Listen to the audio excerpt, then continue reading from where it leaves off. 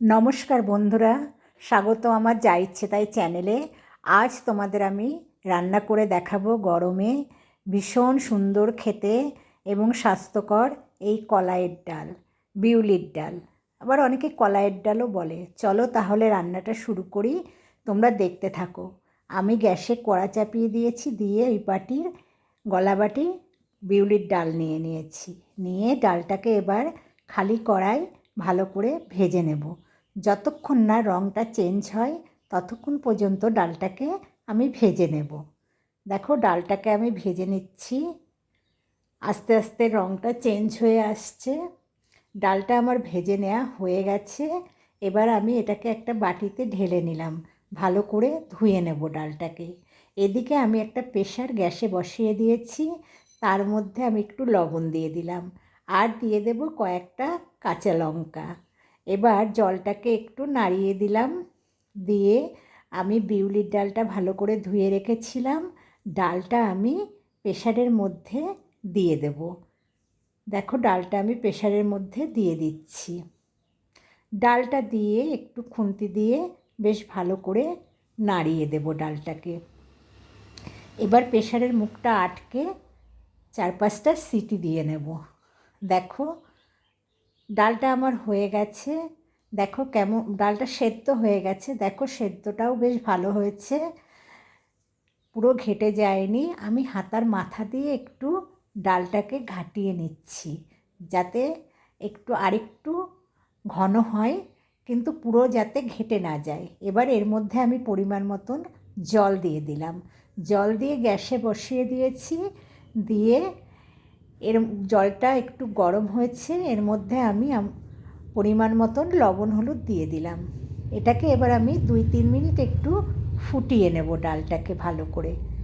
দেখো একটু হাতা দিয়ে নাড়িয়ে দিচ্ছি।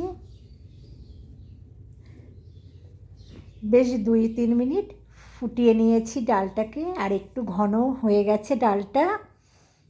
এবার আমি ডালটাকে একপাশে রেখে দিচ্ছি। আমি এবার শিলনোড়া পাতিয়ে নিয়েছি, এর মধ্যে আদা 1.5 ইঞ্চি মতন টুকরো করে নিয়েছি, আর চায়ের চামচের 1 চামচ মৌরি নিয়েছি। আদা আর মৌরিটাকে আমি ভালো করে বেশ বেটে নেব। আদা মৌরিটাকে আমি বেটে নিচ্ছি।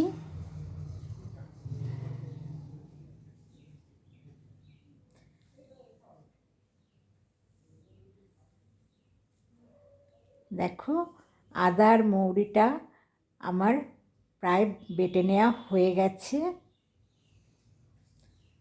দেখো বেটে নেওয়া হয়ে গেছে। আমি আদা মৌরিটা বেটে এক পাশে রেখে দিচ্ছি। এবার বন্ধুরা গ্যাসে আমি একটা কড়া চাপিয়ে দিয়েছি। কড়াই এবারও আমি একটু সামান্য তেল দিয়ে দিলাম, আর তেলটা গরম হলে এর মধ্যে একটা শুকনো লঙ্কা, 2টো তেজপাতা, আর একটু গোটা জিরে ফোড়ন দিয়ে দিলাম। ফোড়নটা একটু নাড়িয়ে দেব। ফোড়নটা দিয়ে বেশ ভালো সুন্দর একটা গন্ধ বের হয়েছে। এবার আমি এর মধ্যে দিয়ে দেব সেদ্ধ করে রাখা ডালটা।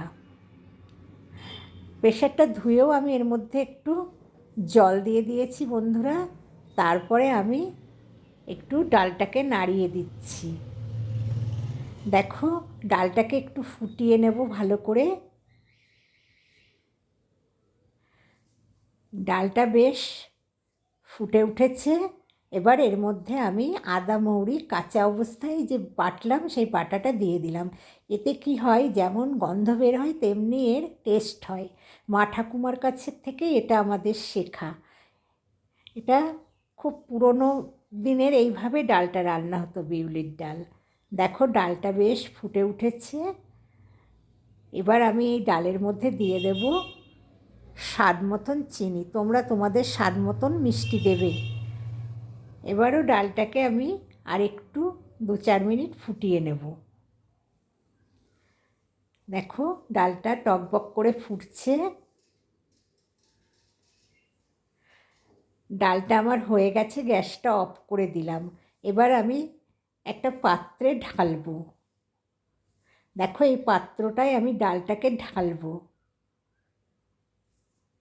ডালটা আমার ঢালা হয়ে গেছে।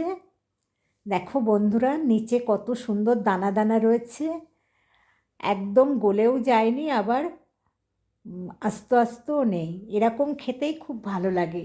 আর এর সঙ্গে যদি আলু পোস্ত বেগুন ভাজা হয় তাহলে তো আর কথাই নেই। আর নিরামিষ দিনটা একদম জমে যাবে। দেখো বন্ধুরা, এবার আমি একটা পাত্র নিয়েছি, এই ডালটা আমি সার্ভ করে দেখাচ্ছি। উপর নিচটা বেশ নাড়িয়ে নিয়েছি ডালের, নিয়ে এবার ডালটা আমি দেখো একটা পাত্রে দিচ্ছি। এইভাবে যদি কাউকে এই ডালটা সার্ভ করা হয়, সে প্রশংসা করবে এই ডালটা খেয়ে, কারণ এইভাবে বিউলির ডাল রাঁধলে এর টেস্টটা খুব সুন্দর হয়। আর বন্ধুরা, যদি তোমাদের আমার এই রেসিপিটা ভালো লাগে, তাহলে তোমরা আমার যা ইচ্ছে তাই চ্যানেলটাকে একটু লাইক শেয়ার কমেন্ট করো, আর একটু সাবস্ক্রাইব করো বন্ধুরা। তাহলে আসি বন্ধুরা, তোমরা ভালো থেকো।